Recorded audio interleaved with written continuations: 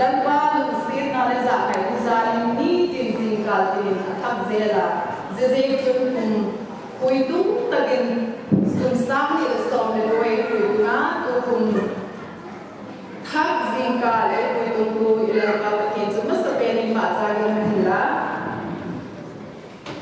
dunia in kemat dan dulu musim kangetin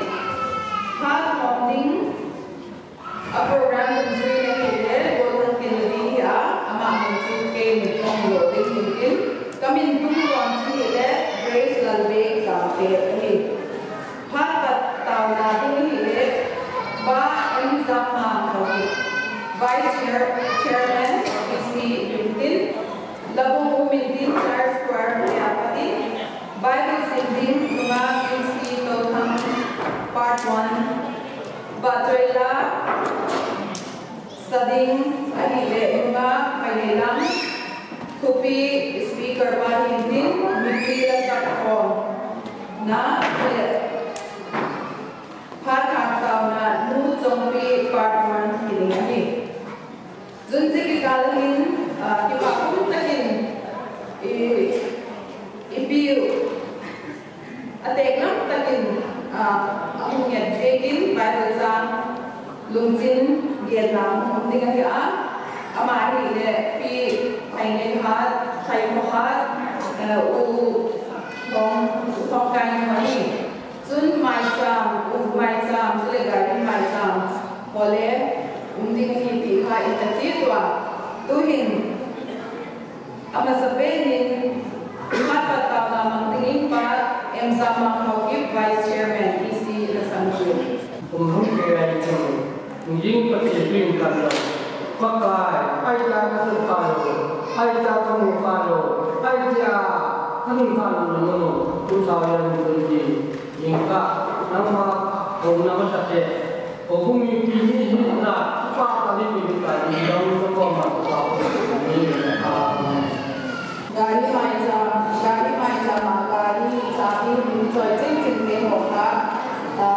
bisa dosa mengenai lima biasa tuhin.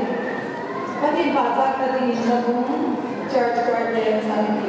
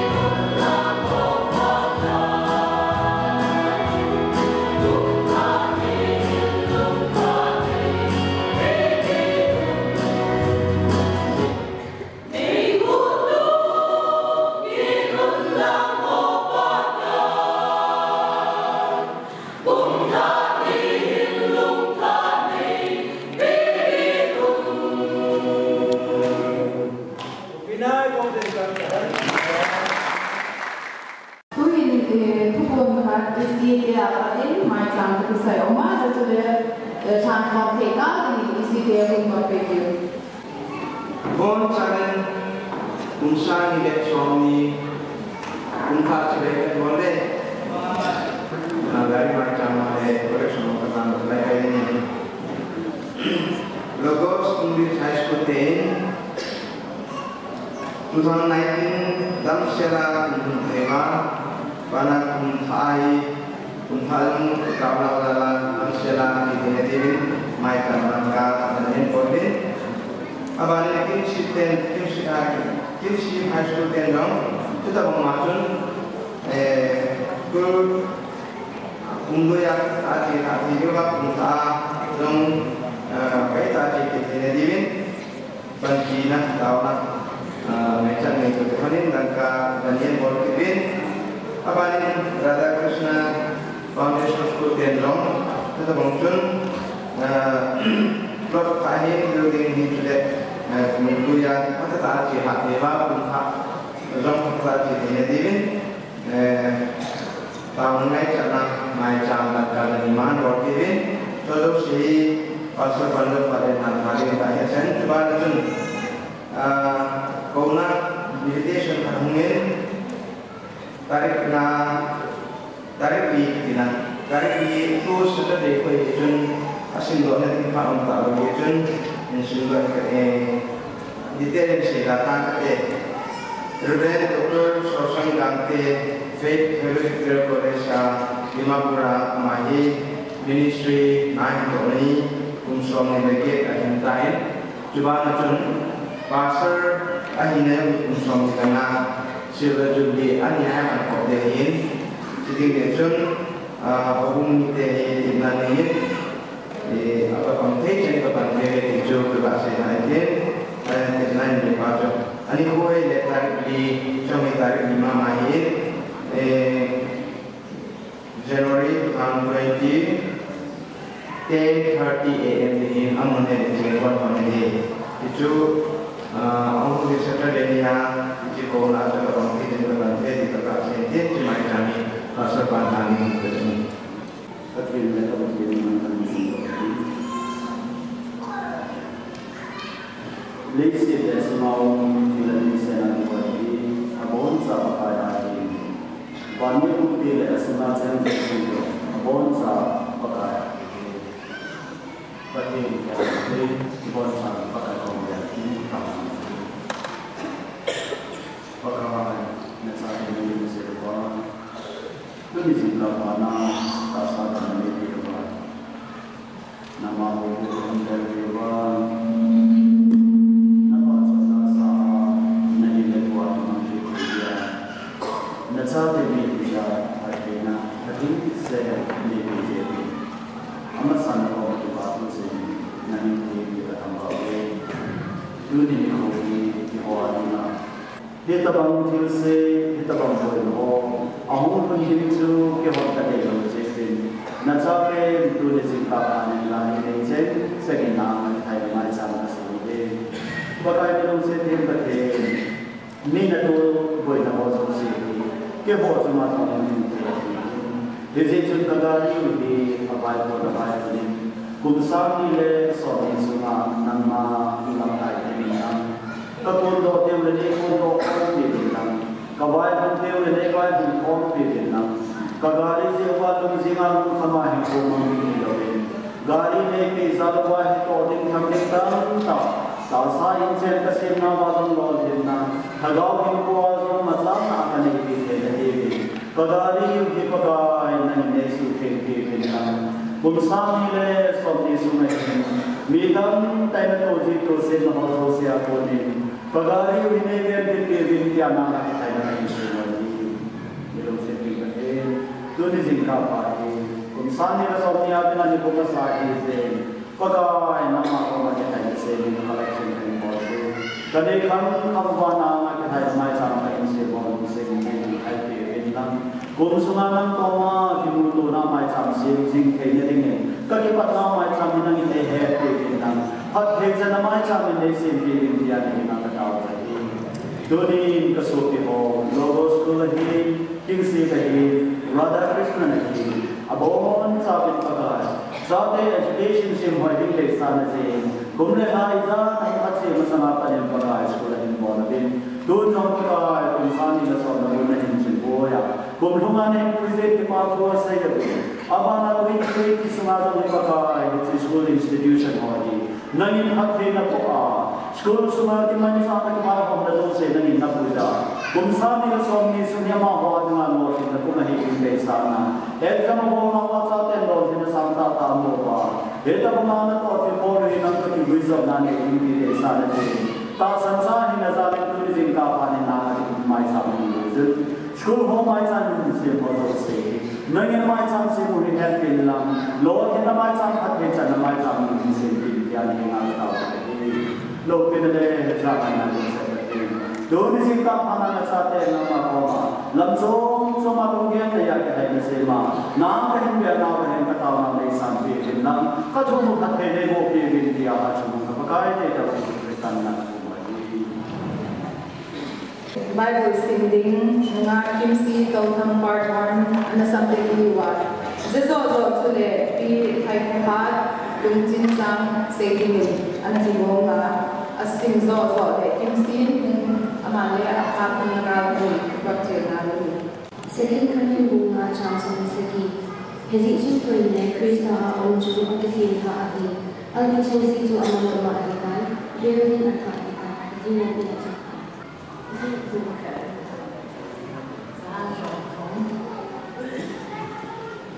Join makin tu nama kita ada kerja mereka. Ujung yang itu pakai nomor lepas ni. Tulen ni dah nak kita pakai. Memang mesti suruh satu hari. Mampu kami ni. Jangan kita pakai seperti ni. Maka pakai ni lama tu aku diri dia tu nak pergi dia tu. Lam ju jin se di bawa khang lai de e ko ma ma e hole e ti ko wa pathian thu e lu wa e ba ku e ti e ba ta tak saka ma se ki pathian be nin ba cha ni tu in pa sa kala sa de ni ma ko e lam an sa me ti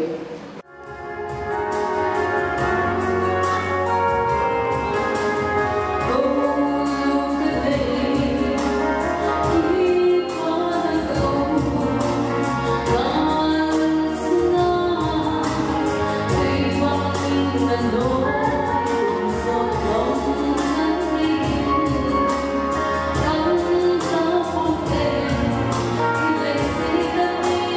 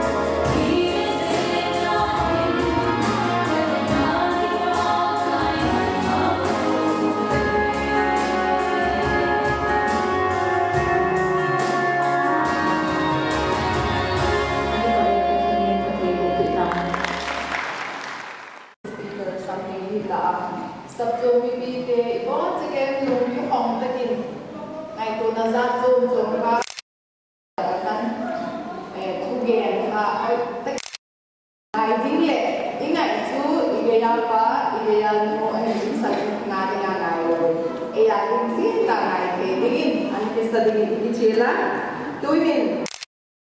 Nato sahin, speaker pa, ang naling sa amin.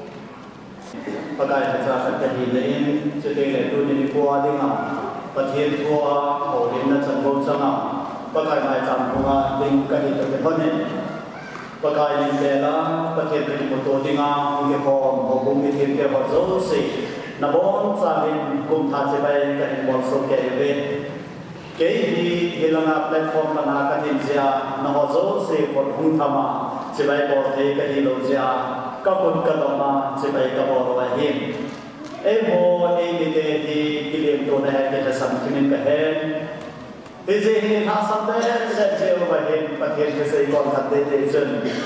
Nang nahunze na lumsobe zomiti sa zibin, kuan kanin kaysa nang nohese ko weki sa zibin, khatlakat grid ki bona, kingailu kilungse persana chuliti jun force ay say sa naw ramam sine. Doni ini tanong lo mai say din chihilo din. Hezong le hitia kili to kisasato kiti tilpa kalahin, ibol jozi lo khatsahin. Tuzam jun baro hingin kumthang lutsun lulepa nungago kam bisu iyo moben kili na jong si ko na ve ai banin tejipana pangzo lozam o bumitam di mo hizen gamla tak ti talaben hoi ko ba to zu kum tha che bai ga ti bor bai ke se nam ti han ti ka gelen ai se ba the lo ni na ni na he ki so pa ti mai ti na ze ti be ya to zo kum tha che bai ti mai je ni ko ro salam ki bor to be ta the lo ni na ni mai bor so la le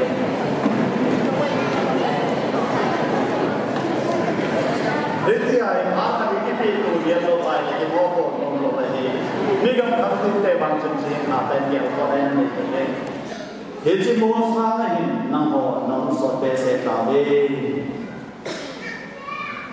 ke hin nang na bu jin ban sa be chule amor mi te tin hang gam le ara gama chen a ki het ni zo se chen na tin hang gam to gam nyam lai na ge gam dum chule hang hang tui hang le pa Kanan ni te gam le Lebanon, Euphrates badum le san ye se ta be. Vedan te ma namasamova gam ka pai te ta be. Jelu rin lang pakai na puna pa te. Abraham, Isaac, chule Jacob le ama ho ma. Aso na se ha zo se pe de na anakoi. Anaki ha se na sa gam chu kalota be na de. Pathin na tuwing isin do at pathin ho yo hen na che bai ro sa ki in a bit kon be in de ka san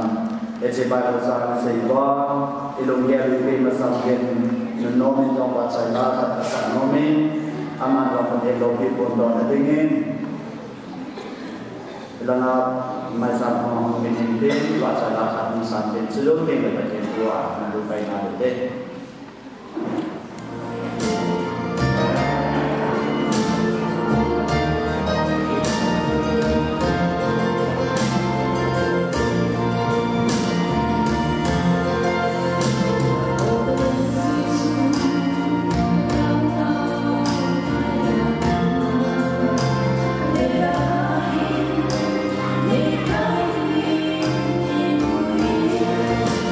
Jesus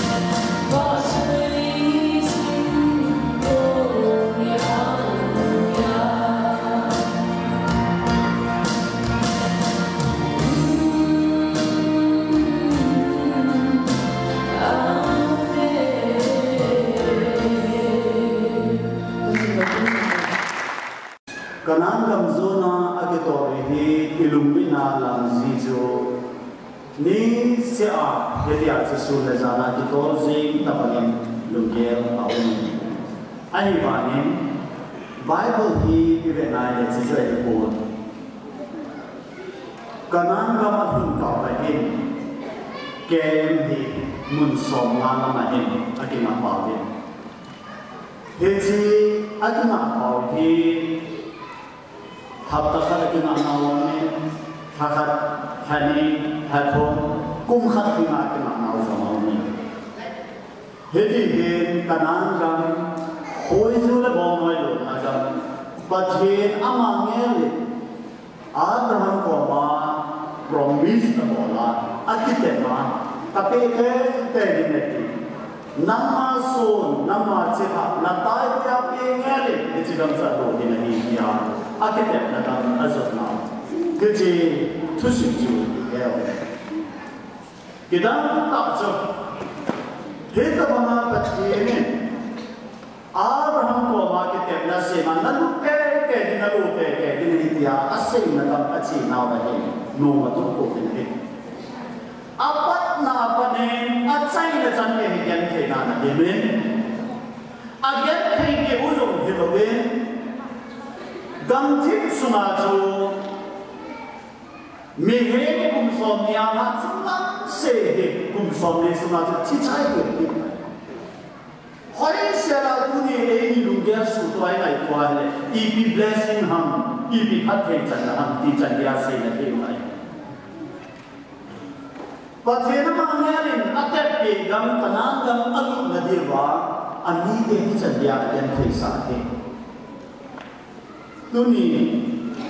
atep ka gel ka the ni pathin e ni a de na hi ta ba ma ke te namun kha de se ki ke den de che jo ama to che bom na de van ka mani Ani ken kanan kam alu na dinagan ke na hasat na ta ato bang kanin tu ni long e ni wangam ilu na dinagan no me to de oi tin se ke lo de ni heze kanan azut na ba til so he kan kan dunia i se to ba agen ke hasat na pau ni se ba e ni from puna wangam nam pi ai che again ke na ko de relate ko ba iti pan de amam ti ba di hichi hi lamkai bon isei do di wa de sa ma hichi thu pi hi ku ki ta na ni de ti kan lai hichi lamkai thu pi kan bo di pi ka sama ma ze ni mun ye pi khoi lai ham khana ko na chen ko bo mai kai ti khat ba mi ti ba do sa ma ni lan ta la ni ni hore mo san chu na dan thu pe so ba chang ta le amuta le sinai mol ki pe la Israel te hi kum khat lam chen den ta le hilai mu na kum khat lam hum chen zo wa hi pa ga za ko na thu pe se na um so ba ta le kum do ben lam a chai na se ni na chu kanan dam chu na mu na pa de ko ma ki te chu ga lu ta ni ya ti ko ko ma ko chen ni le Pathin to buồn của he tôi này hem gian hai ngọn đèo cả tập tôi hát trái cái bề lòng bồi ape ta him đi luôn cái đồng gì ape ta him đi ham tiền cái tiền gì ai bảo nhà bố sẽ cái áp dụng đam vào đi cái này là gì Pathin to buồn này abi bạn này đi chỉ thâu bài xe thì cái này gặp được cái này Eden who look na so say enjoy boarding in Pathin in anai do ta Adam da Eve at lim le amelin and the same on lay holding on sum ve tu de aga hone a hilai muna chum de ni Pathin in an koi ahila Pathin thu ani pan ta bo in Pathin ne lo ding tia asai thei ga chu anane on panin Pathin ama ki terna na chi ki in hun nom da zo si chu ama ni he al le sa ta bo in bona monin ama ni he ano do ta ni Pathin ama ni hi idan bona Allah do ano do se wa nge anh luôn xếp là bạn nếu phát ra dòng anh ta đã đi coi thì anh chỉ muốn thế thế giờ cho nên mà ni buồn sung aku na apa to anh em có thể nên amani aku na chikai amani aku na huping do de behave ke chon se na aku na do de na Jesus Christa tin ding hi Genesis bung thum chang som na na se na ku hin imu de na hi chu di chum pa thi ni behave ke chon se na aku na hat do de ma to bu ane hi alumhan na sa pen ni a chu hadam na chai thai na din to bu na nei ma san na bu pai ta ke ni le hi khang hum che pa the ne Abraham a hin chen ta na hi Abraham chi khai lo de ma ke gel pa te se ku ko ma hin nang ma so nang ma che thai gam le se kanan na lo de hi de na se Abraham ko ne a ke pe so ne na ko che ke ne Isaac ke abalan se ko ba ni Jacob hin chapa somlani ananete heji Jacob chapa de ni somlani ho chu Egypt ka mahin ana pen ta ni titi ki se pathi ne lampian on ni ta ni ki se kanan ka ma ne ha zia ne din cha ti mam lo phana Egypt ka ma pen lu ta ma ki se wa nge Joseph to say Joseph come back with an island but he didn't pay the boy masani at the boy it's a accident boy ball kill ja get fair to power the ball kill jail for but in a Israel ke he Egypt ka ma how sada hu bi bi kwa ya to ko na na ke kani khunu me get ke na bi sai ta ni na ben Joseph come power Joseph to chan na ko ni akela ni ni Luhi mo te ni ben ke phalam bi ben mi kama mi ku noya so a nei koi ko ma nei so ko se ben luhi mo he ben pathian ne bol ke pathian ke koi ma sa so ni na ti he pathian Egypt ka ma hen Israel cha te hi pathe bo ta kum zalile kum son kum ka le he nu me chapang sim do den pasal set se ni la tu pathin ta be ti hi ti mai ni se den ahum ki to lo pe hen behave hi za ko agan cha ho to ahum ki to kha ve ni pa the ne ka ma the ni asai na ni ahum ki to do pa hen aki to do ti je nga le sai pai lam pe na se ya cha pa ya pa hi ahum ki to do na di wa thil som so ai hi he chan ge ya thil som som se ko Israel te na he so te wa ni Zanta kana Egypt in sumzo se a china uma ama ho in suna china fulo wa hi ga ma he ba hi he china hum pa su na sa ba Egypt sun de to ha ama ho de kun ki no lo to ba hi Israel ta te na bona atu ba de so ke lo abang ki na chun ahum ki to lo ta bi na hi le Egypt len te anun ger wa hi mi her ta bi an del ki ta bi na hi ama ho ma sang ya ver bin he tui pi san he ki dil ta e om del ka ba zo pa the ne mo se man cha tui pi san zo ke ni so wa hi ka cha ma ho ki tol lo hi ama ho he ki tol sing lai wa he nu na sa pang za ding a hi gan le loi bo bo cha ke am nei zo se za ba o ta ki de cha pang neo pen ke ma su chi hi ke akito lu ben he tui pi san he aga kito to kun ta ba he pathe ni ne man lam ko dan ho ke ne Egypt sipai to nam der bun man be ani ba ni man lo ni be ne Israel cha te ga man na kai ta ni le pi cha be le ni no lo ke ne Egyptian pe ho ne da ti be ma lo ni Egyptian na se pe au pen pen jo adon ba ni a ha ki ka ne e pha chun mo se in thiếu mong tăng cái phát triển của nãy hiện sản từ dưới chân là phải nên để at miếng at tu dịch at đòn ta về hadith cho vậy thì Israel tên Egypt của nãy tham gia ăn cái phong cho at đây ta này Abe pha này Israel cho tên mi hòn bông bị chú Moses le Aaron cho này hiện at cái thing ta về alung hang ta về này pha nàyประเทศก็มาโมสีเหตุการณ์จุดเกิดบนเดน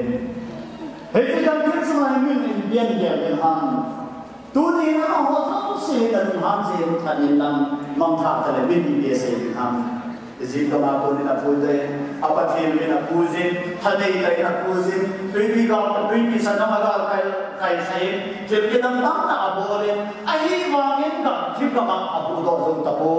bỏ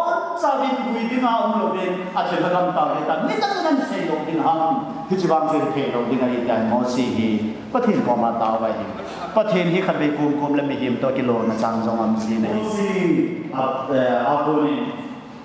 ประเทศนี้จะมีชนวานมานาอัตุตานีวานาบุญจังหักประเทศนี้ฮัจูสักตานีเฮ้ยที่วานจังฮัจูฮีปัจจุบันมุตตะบังเฮตินไปได้ในเซนต์คอยจูทุ่งทิมตะบังมาจนในเซนต์ตัวนี้อายุมีนายอยู่เทจูดิจีวานาบุนาสุภาจางหาดีมีเห็นขันนังไงจ้าวิตามินโซเซฮิซาวเดนเกติตาสนองมีเนี่ย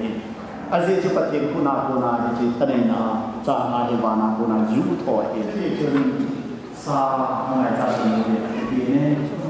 วันนี้อโมลธาเนี่ยใส่เดี๋ยววันนี้จะมาอะไรเป็นอันนี้วันจางหาเนี่ยเป็นวันนี้สาตัวเนี่ยเป็นอิสราเอลจะเป็นIni ibadah kita Israel ni itu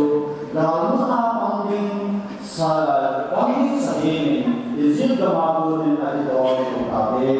Moses Joseph boleh samsul situ bagi bukan itu Joseph Israel saat itu ada di